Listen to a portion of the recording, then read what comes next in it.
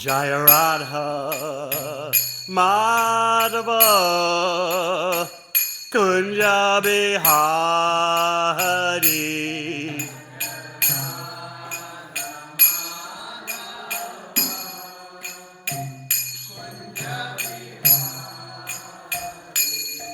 Jaya Radha Madhava Kunja Bihari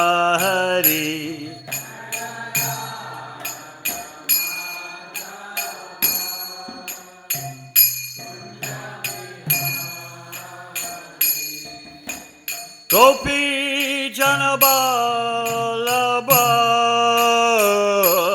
Giridvaradhari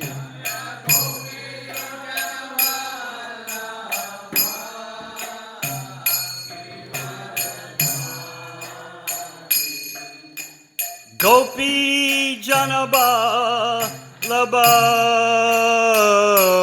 Giridvaradhari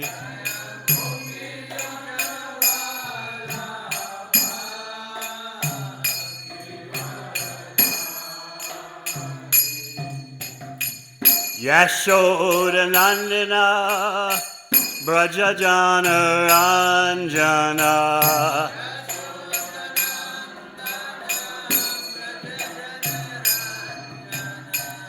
Yashoda Nandana Brajajana Ranjana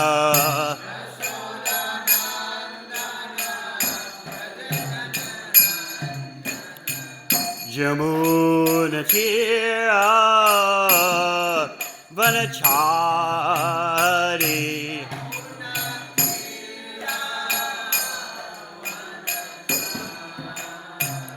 Yamuna Tira Vanachari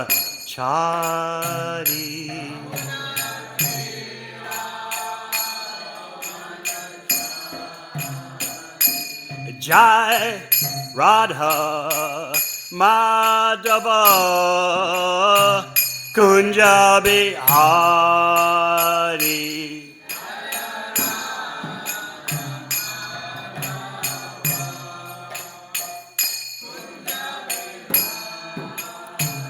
Jai Radha Madhava Kunja Bihari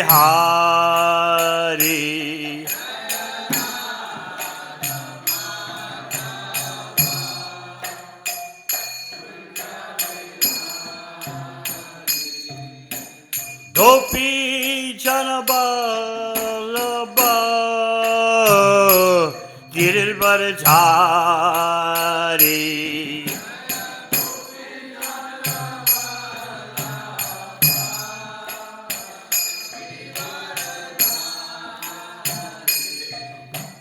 Gopi Janabalabha Giridvaradhari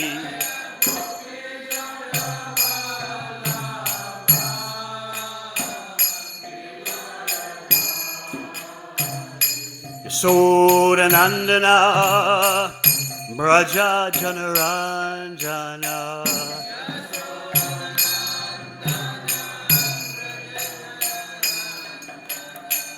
Jamuna Tira Vanachari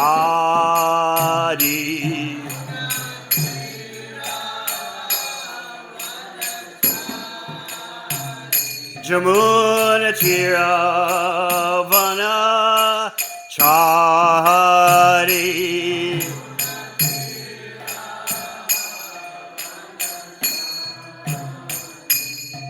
Jai Radha Madhava Kunja Bihari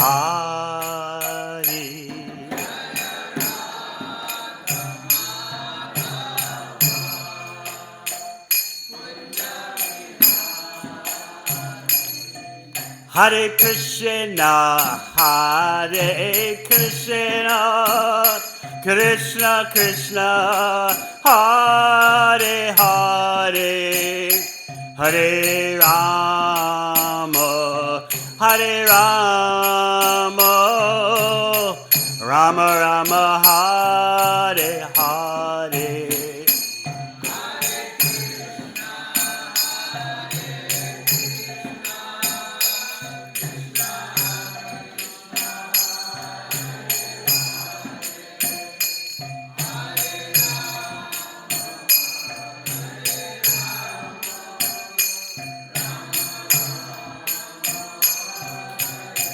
Hare Krishna, Hare Krishna, Krishna Krishna, Hare Hare, Hare Rama, Hare Rama, Rama Rama, Hare Hare.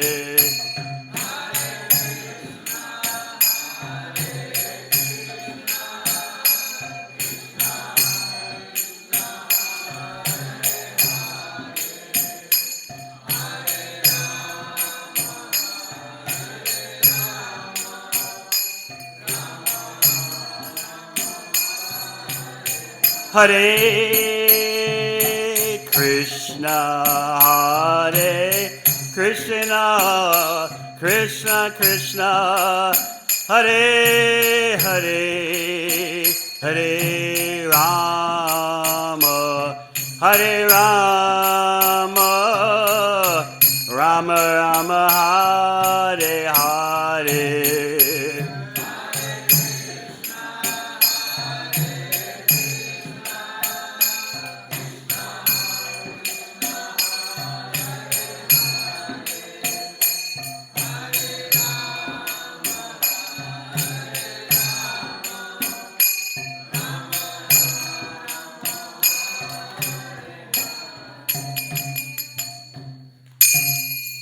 Jai Om Vishnupadam Sabadadajikaya Slow Desert Srimad A.C. Bhakti Vedanta Swami Maharaj Srila Prabhupada Ki Jai Om Vishnupadam Sabadadajikaya Slow Desert Srimad Bhakti Siddhanta Saraswati Thakur Prabhupada Ki Go Premanandi.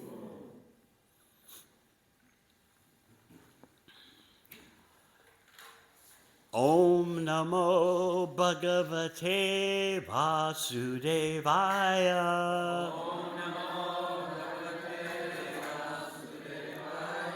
Om Namo Bhagavate Vasudevaya.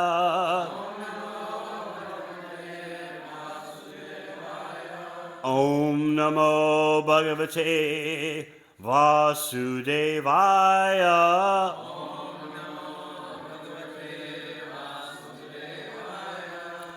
Srimad Bhagavatam, second canto, chapter 10.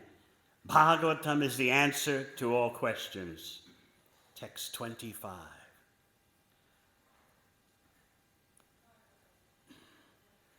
Gatim jigi shatapado. Ruru hate bekamikam. Padbyam yagya swayam havyam. Karma bi kriyate nribi. Gatim jagi shatapado. Ruru hate bekamikam. Padbyam yagya swayam havyam. Karma bi kriyate nirbi. Gatim jagishita pada. Ruru hate bekamikam. Padbyam yagya swayam havyam. Karma bi kriyate nirbi. Gatim, movement. Jagishata, so desiring. Pado, the legs. Ruruhate, being manifested. Abikamikam, purposeful. Padbyam, from the legs. Yagya, Lord Vishnu. Swayam, personally himself. Havyam, the duties. Karmabhi, by one's occupational duty. Kriyate, cause to be done. Nirbhi, by different human beings. Translation. Thereupon, because of his desiring to control movement, his legs became manifested. And from the legs, the controlling deity named Vishnu was generated. By his personal supervision of this act, all varieties of human beings are busily engaged in dutiful occupational sacrifice. Purport. Every human being is engaged in his particular occupational duty, and such activities are visible as men go hither and thither. This is very prominently visible in big cities of the world. People are going all over the cities with great concern from one place to another. This movement is not limited only to the cities, but is also visible outside the cities from one place to another, or from one city to another, by different means of vehicles. Men are moving by cars and rails on the roads, by subways within the earth, and by planes in the sky for the purpose of business success. But in all these movements, the real purpose is to earn wealth for comfortable life. For this comfortable life, the scientist is engaged, the artist is engaged, the engineer is engaged, the technician is engaged, all in different branches of human activity. But they do not know how to make the activities purposeful to fulfill the mission of human life. Because they do not know this secret, all their activities are targeted towards the goal of sense gratification without control. And therefore, by all this business, they are unknowingly entering into the deep regions of darkness. Because they have been captivated by the external energy of the Supreme Lord, they have completely forgotten the Supreme Lord Vishnu, and thus they have taken it for granted that this life, as presently manifested under the conditions of material nature, is all in all for enjoying the highest amount of sense gratification. But such a wrong conception of life cannot give anyone the desired peace of mind. And thus, in spite of all advancement in knowledge, by use of the resources of nature, no one is happy in this material civilization. The secret is that at every step they should try to execute sacrifices toward the path of world peace. The Bhagavad Gita also advises the same secret in the following verses. Sway sway karman yabhirata sam siddhim labhate nara sakarma niratat siddhim yata vindanti touch trinu yata pravittir bhutanam yena sarvam idam tatam sakarmana tam abhyarchya siddhim vindati manavaha. The Lord said to Arjuna, just hear from me how one can attain the highest perfection in life simply by discharging his specified occupational duty. Man can attain the highest perfection of life by worshiping the Supreme Lord and by performing sacrifice for the sake of the Supreme Lord Vishnu, who is all-pervading and by whose control every living being acquires his desired facilities according to his personal propensity. There's no harm in having different propensities in life, because every human being is proportionally independent to chalk out the plan of his life by different occupations. But one should make it a point in life to know perfectly well that he is not independent absolutely. One is certainly under the control of the Supreme Lord and under different agencies. Knowing this, one should make it a point that by his work and the result of his labor, he serves the Supreme Lord as prescribed by the authorities, expert in the transcendental loving service of the Supreme Lord Vishnu. For performing such occupational duties of life, the leg is the most important instrument of the body, because without the help of the legs, one cannot move from one place to another. And therefore the Lord has special control over the legs of all human beings, which are meant for performing yajnas. Translation again. Thereupon, because of his desiring to control movement, his legs became manifested, and from the legs the controlling deity named Vishnu was generated.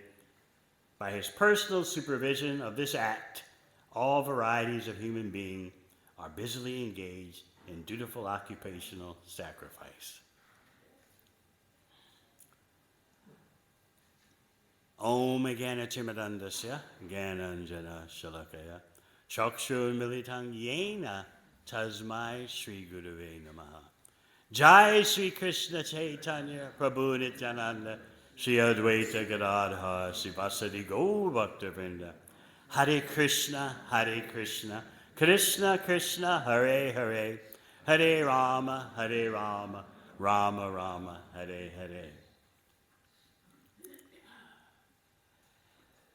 This chapter,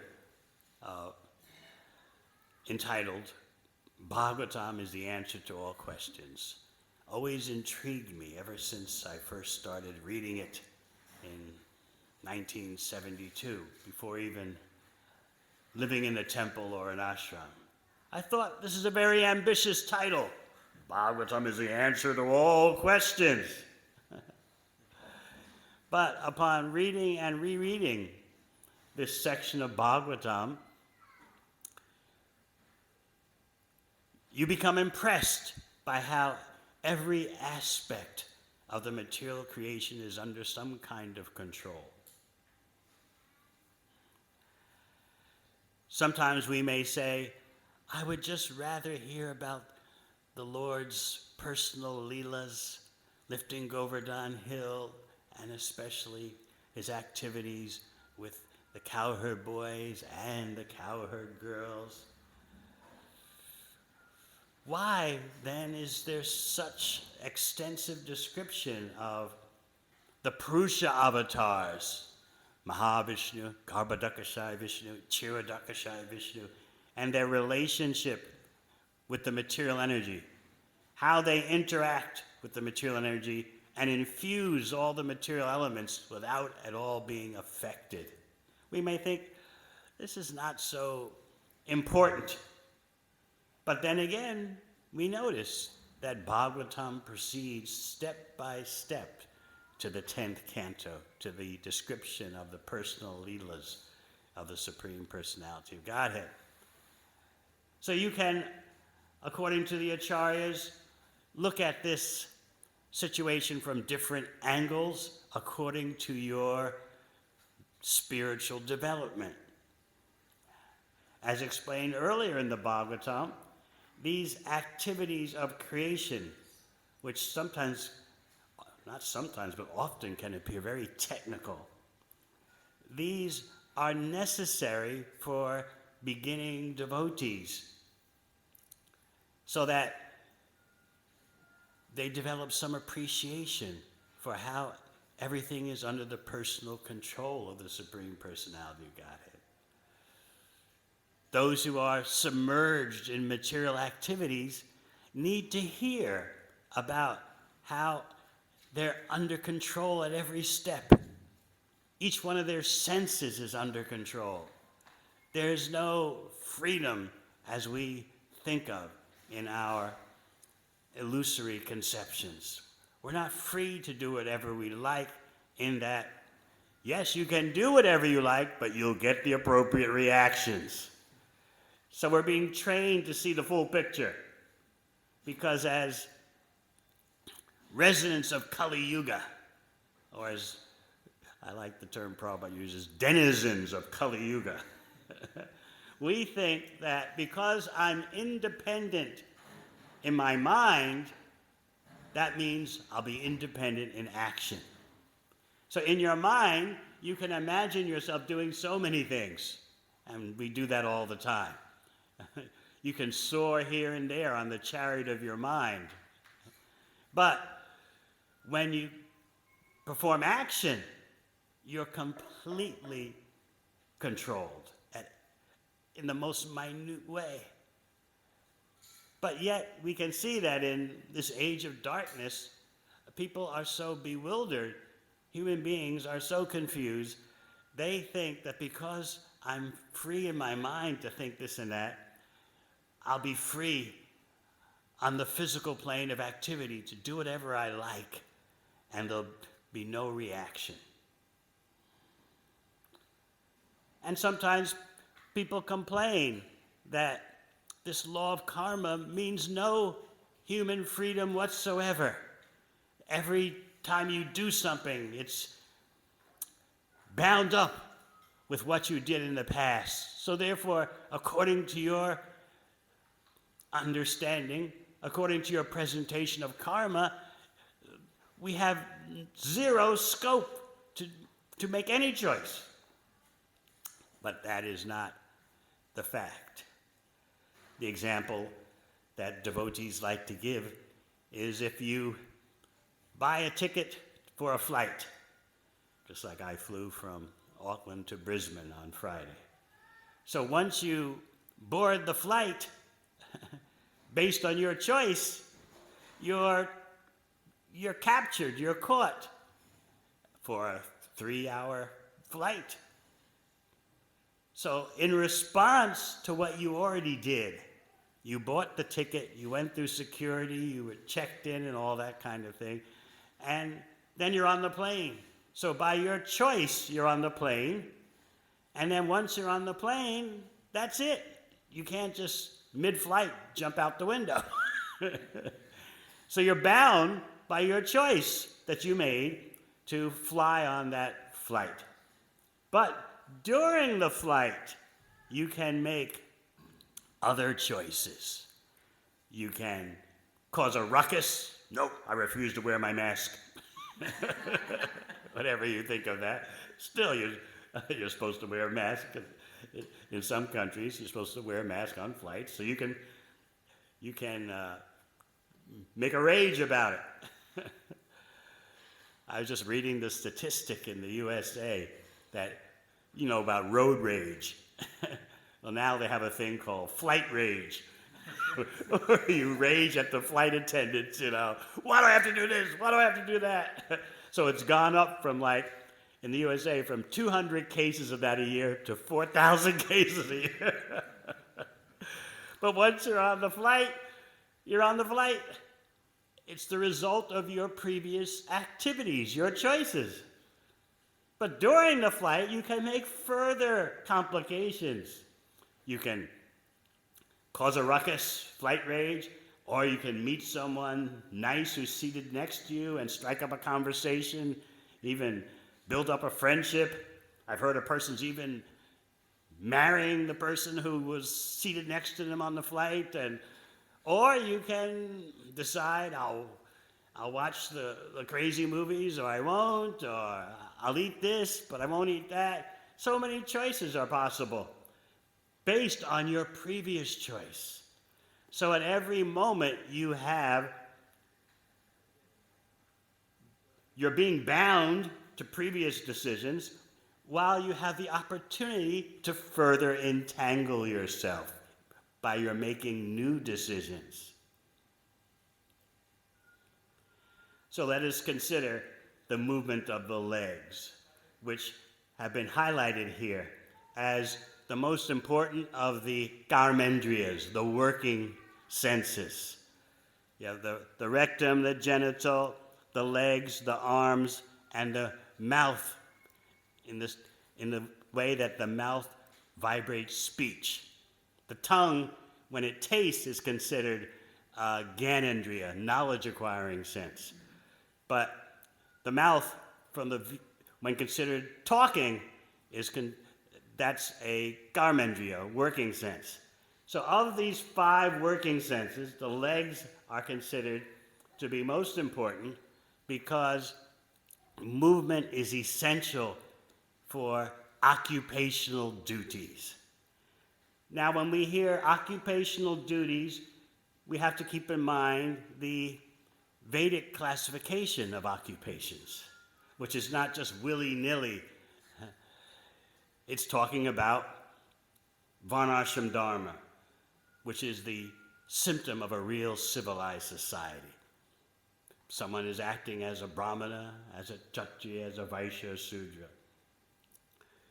You can still take the spirit of this message in the willy-nilly world we have today, that whatever your occupation is, you use it for Yajnavai Vishnu, sacrifice for the Supreme Personality of Godhead. But at the same time, we should bear in mind, Krishna has his own system for organizing human affairs. And because it's Krishna's system, it's the best system.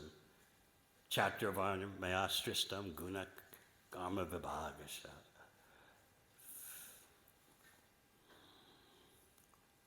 It's a material system, but it comes from Krishna. Just like the whole Vishvarupa, the universal form that you're hearing about. It's an authorized vision of the universe. It's material, but it's authorized materialism.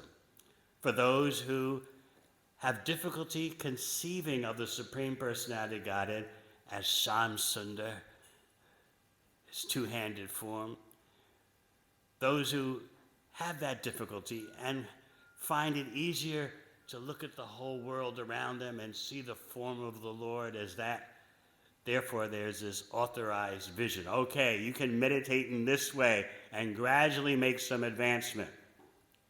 But then you have the amazing reality that not only is the Vishvarupa an authorized meditation, it's a construct.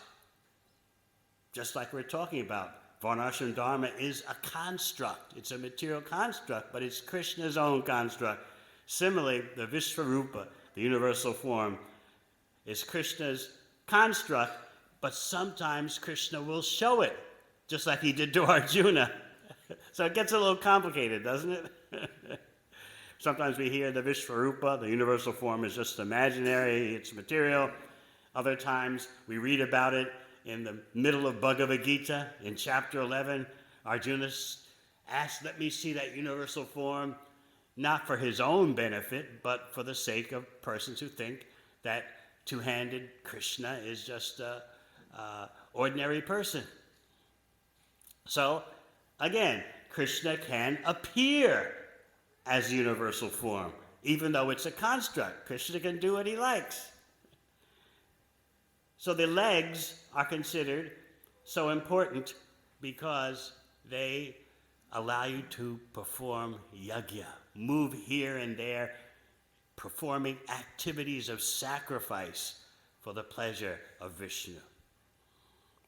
But you see in the purport, Prabhupada brings everything into the contemporary context while preserving the timeless wisdom.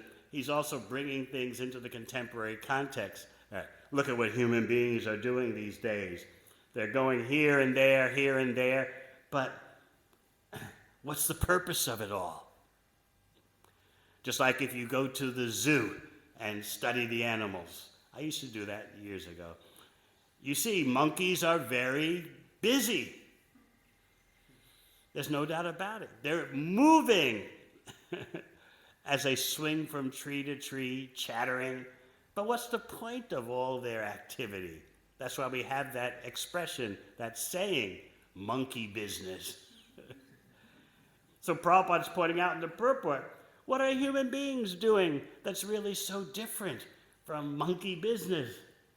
Human beings, okay, they're moving within the earth through tunnels and subways. They're moving through the air in terms of airplanes. They're moving through the water, ships and submarines. They're moving in so many ways, but what's the purpose? It's all the same. How to try to have as a comfortable life as possible. That means how to satisfy my senses as much as possible, and that's it. So therefore we read in the purport, but they do not know how to make the activities purposeful to fulfill the mission of human life. This is a basic point that we can never drive home too much. Human life gives you a mission. And by jettisoning that mission, you just miss out on why you have a human body. And then you wonder, where's my peace? Where's world peace? Because they do not know this secret. All their activities are targeted towards the goal of sense gratification without control. Not even sense gratification with control, but sense gratification without control. That's considered heaven on earth. Let me act with my senses however I like, and there'll be no reactions. Our mind dreams that. And then when material nature kicks back and gives us our reactions, when material nature kicks us, then we complain. How can this happen? What a tragedy. We don't see the whole system about how we're getting the reactions to our actions. And because we're wasting this human body, nature responds. You're violating the purpose that you've been given by your having a human body. Therefore, especially, you must be shown that you're driving up the wrong road. Just like when you're driving on the highway and you may see some exit off to this side or that side, and there are these big signs in red, wrong way, wrong way.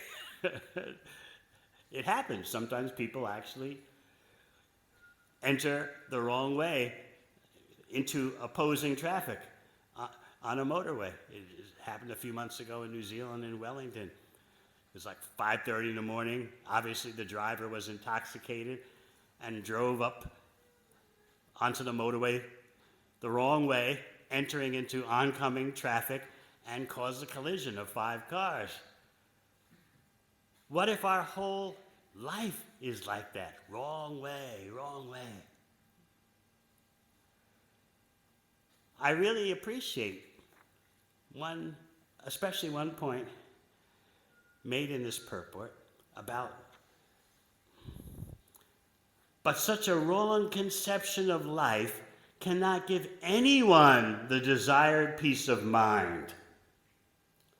And thus, in spite of all advancement in knowledge, by use of the resources of nature, no one is happy in this material civilization. Do you really accept that? No one is happy in this material civilization. Come on. Sounds like an exaggeration, doesn't it? I've been happy. I remember. I remember times when I was happy. Let's see. Last year I think there were some moments. There was a weekend last year. I was happy. Or maybe I wasn't happy, but I was, feeling better than usual. We call that happiness. This momentary flash in the sky, like seeing a shooting star in the sky. I was giving the example in Brisbane, how you're walking with your friends at night, whether in the countryside or in the city, and you happen to look up and see in the night sky a shooting star. And you turn to your friends, and what do you say? Did you see that? Did you see that? And your friends look up. No, I don't see anything. Well, I saw it. I saw a shooting star. Oh, okay, all right. So happiness is like that. Did you see it? I had it. Oh, okay. Yeah, we want to see it because we want it too. So we'll back you. Yes, you were happy, and that gives us hope that we'll be happy. And why should we complain that it's flickering? Better than nothing, right? Oh, you Hare Krishnas are so tough. criticizing material happiness. Well, we know you want it yourself. we know you guys. You repeat those Bhagavad Gita verses, Dukkhalayam Shashvatam, the material world's temporary and miserable. But we know that you practically don't even memorize those verses anymore these days anyway. But when you do recite those verses, we know what you're thinking. You're hoping that by my reciting Bhagavad Gita, I'll get material happiness. So this material happiness thing really hangs us up. So Prabhupada's dealing with that in the purport.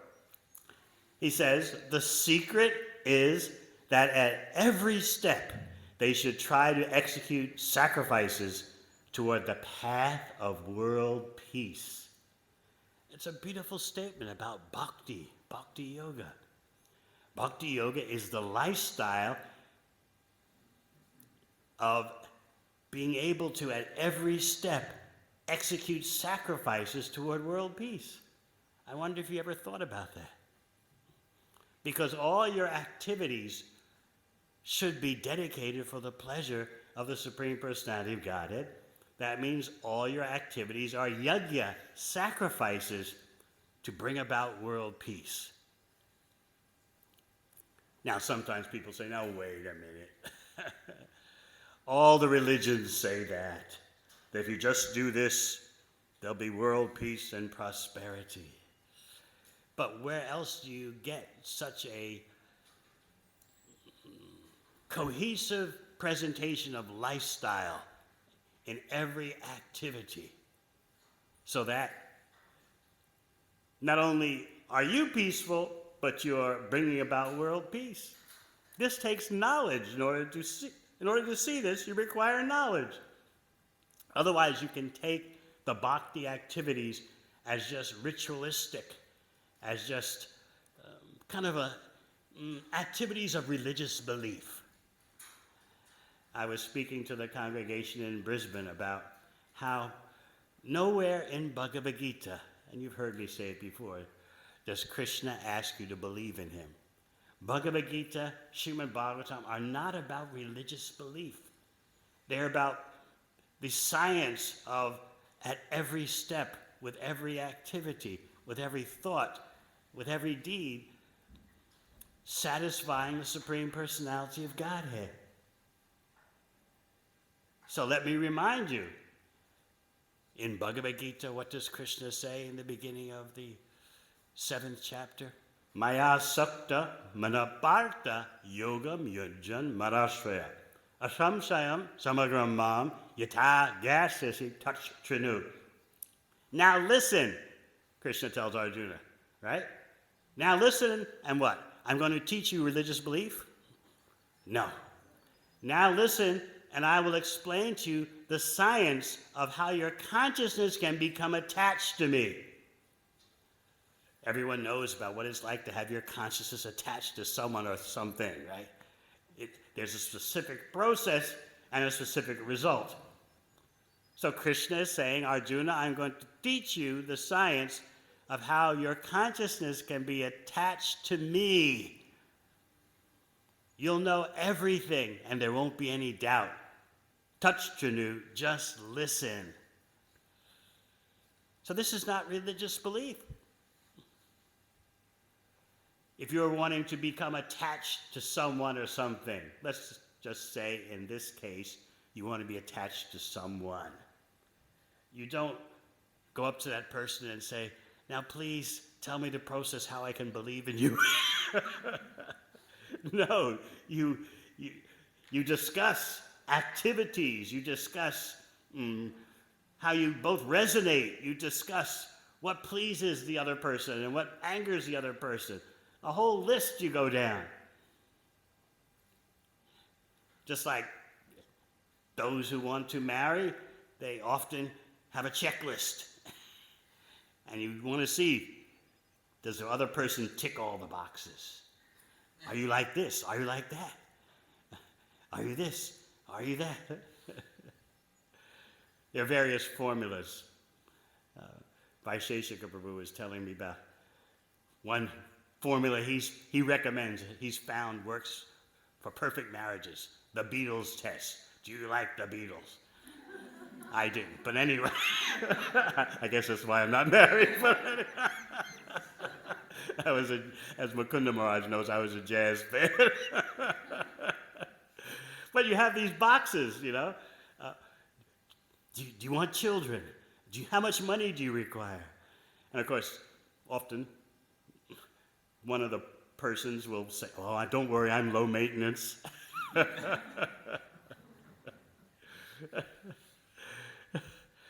Everyone likes to consider themselves as living simple, no matter how opulently they're living. So you have this checklist for how your consciousness can become attached to the other person. And it's not about religious belief. You know, how can I believe in you? No, how can I become attached to you? How can we exist harmoniously in a relationship? So this is what Krishna is telling Arjuna. There's no question of just some theological assuming of theological doctrines. Arjuna, I'm going to give you a doctrine, and you'll be satisfied with this doctrine. No, Arjuna, I'm going to teach you how your consciousness can be attached to mine. And therefore, Bhagavad Gita presents a whole system encapsulated in Manmana Bhava Mad Bhakto, always think of me, become my devotee, so forth. So just think, amidst a world that's going more crazy every day, a devotee's activities are about executing sacrifices at every step, executing sacrifices toward the path of world peace. And your legs play such an important role. As we read, for performing such occupational duties of life, the leg is the most important instrument of the body, because without the help of the legs, one cannot move from one place to another. And therefore, the Lord has special control over the legs of all human beings, which are meant for performing yajnas. Your legs have brought you to the temple. Even you may have driven or rode a motorbike or something, still it involves the legs. And by looking at what your legs are doing, you get some idea of what's going on in your life. The Shastra describes in quite a few cantos how with your legs you wander through material existence, tasting different varieties of happiness and distress.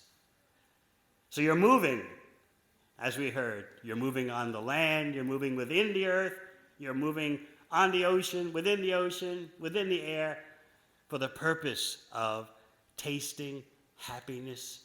And of course, you don't want distress, but it comes. So you're wandering throughout the material universe, experiencing different varieties of happiness and distress. So how to change those movements so that at every step you're executing yajna, sacrifice, for the pleasure of Vishnu. As Krishna explains in Bhagavad Gita, work done as a sacrifice for Vishnu must be performed. But in our mind, we've made it all optional, right? Well, I think I'll do this bhakti thing for a while, and gives me some feeling of relief. But you always, often are thinking, I have my options, right? I'll stick with this bhakti as long as it seems to do something for me. But I'd still have a whole gamut, a whole range of other things I could be doing. And I probably will be doing those things after a few years. We see devotional service as being non-exclusive. And you can note that people feel put off these days about anything presented exclusively. Only by devotional service can I be understood. It sounds quite demanding, right? Only by devotional service. You say, well, wait a minute. Who can say such a thing? And why only by devotional service? As soon as someone says only these days, what do you think? No. No.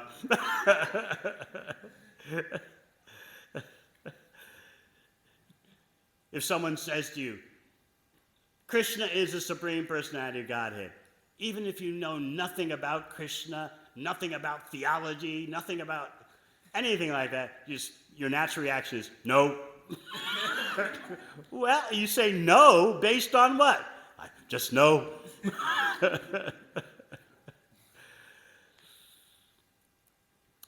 We have no idea.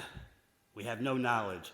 But anytime some statement of exclusivity is made, we just naturally respond because we're residents of Kali Yuga. We're denizens of Kali Yuga. Nope. Krishna says this. Nope. The regular principles are this. No. Except when I took initiation and made my vows, then yes. But otherwise, no. This is our disease. So we need a chapter like this, a series of chapters like this, to show us how at every step we're bound up, because we're so bewildered by this illusory conception of independence. I'm free. I'm free. And if anyone or anything checks our concept of freedom, we get angry. When driving around Brisbane, I saw the billboards, the signs, because it's election time, put up by one particular party. Freedom, freedom, freedom forever. Vote for this party. It's impossible. You can't, what to speak of freedom forever, you can't even get freedom today. You're bound up by Maya Shakti. So we need this information to show us. We have senses, and our senses are controlling us. The senses are controlled by devatas, by demigods. The devatas are controlled by the Supreme Personality of Godhead. So where is the freedom? We act in a certain way, and we must get the reaction. So at every step, we're controlled. Our body is under control. Our mind is under control. So how do we respond in that way? How do we respond to that more particularly? How to live in this world, recognizing you're bound up, but at the same time acting for real freedom. This is what we should have in mind.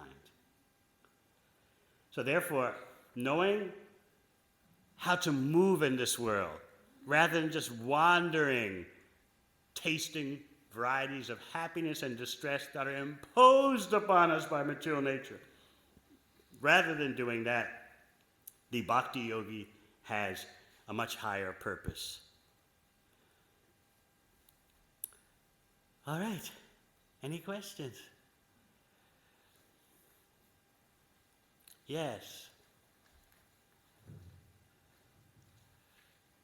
Thank you, Maharaj, for the fabulous class. Are you going to tell me about freedom forever? It's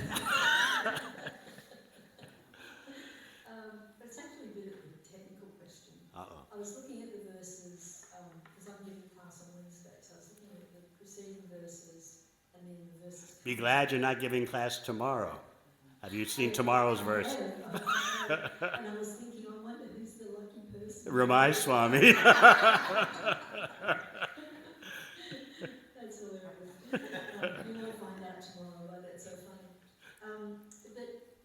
And I was talking to Krishna Kirtan about it too yesterday, and it's very hard to ascertain. We understand that we're talking about the Vishnu aspect of Krishna, but in these other verses, are we talking about Karanadaksha Vishnu? Are we talking about Virat Purush? Are we talking about Garbhadaksha Vishnu? I'm a bit confused. Yes, I was thinking the same thing exactly the past 2 days in reading this chapter.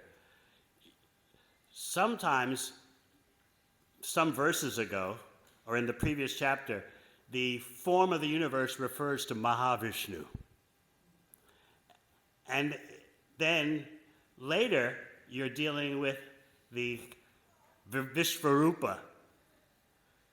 And there are two types of Vishnarupas.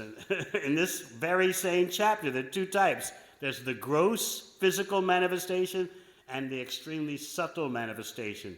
And both are material. Both are considered the universal form. So you'll find later in this chapter, Shukadeva Goswami says, the pure devotees don't fixate on either of those universal forms, the gross or the subtle. So yes, it does get confusing because sometimes the same terminology is used for Mahavishnu as for the Vishvarupa. So you have to really drill down and pay attention. It does require some going back and forth. So I can certainly appreciate, because I was feeling the same way, I can certainly appreciate what you were going through. Did you come to any? Just what I told you. conclusion? Just what I told you. You're dealing with three realities, actually four. You're dealing first with Mahavishnu, then you're dealing with the Vishvarupa in terms of gross physical and very subtle material. And then later you're going to be dealing with Garbhodakshaya Vishnu. So yes, it requires some deep contemplation. Thank you, Maharaj. Hare Krishna.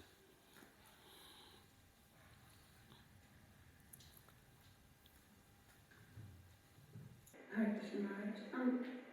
As trying devotees, I don't think we're making much headway with world peace. Say that again? I said as trying devotees, we're not making much progress in world peace. If you have a bhakti lifestyle, you are the greatest contributor to world peace. Your vision, our vision, needs to be informed with knowledge, because otherwise we'll think that acting for world peace is simply about maybe making protest demonstrations for this or that, or electing this leader and not electing that leader. But bhakti is always doing its own thing, and that's why it may be hard for us to understand. The bhakti activities are always in their own dimension. So we don't want to mix things up so as to confuse ourselves, most importantly, and to confuse others. We always have that current of bhakti. Its flow, separate. Mahaprabhu's mission is always separate. Otherwise, if we mix our bhakti vision with material affairs, we get confused. What to speak of outsiders who look at us? They get confused too. So, under Prabhupada's guidance, we always generate our own flow. And sometimes that's not easy for every devotee to accept, that their individual bhakti activities are the greatest contributor to world peace. One devotee in New Zealand was telling me, "So what do you want us to do, Maharaj?" The devotee said it more respectfully than what I'm saying, but that was the bottom line. What do you want us to do about the world? Just chant Hare Krishna and close our eyes? I said, well, why not understand that chanting Hare Krishna opens your eyes? Oh. Yes. The more you chant, the more open your eyes are. The less you chant, the more you have eyes closed. Although you think you're understanding everything, your eyes are closed. That's why at the beginning of the second chapter, Shukadeva Goswami says, Pashyanapi na pashyati. You know that verse? He says, you think you're seeing, you think you've learned so much from history, but you don't see and you haven't learned anything. Your eyes are open, you think, but you don't see. I studied a lot of history in university, and one mantra given to us is, The only thing you really learn by studying history is that no one learns by studying history. They make the same mistakes again and again.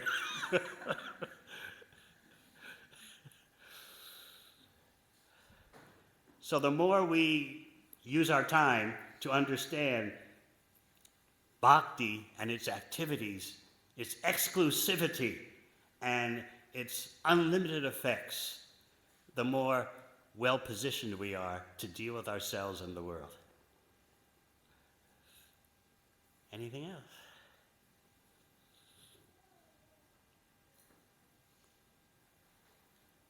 All right. Thank you very much. Hare Krishna. Hare Krishna.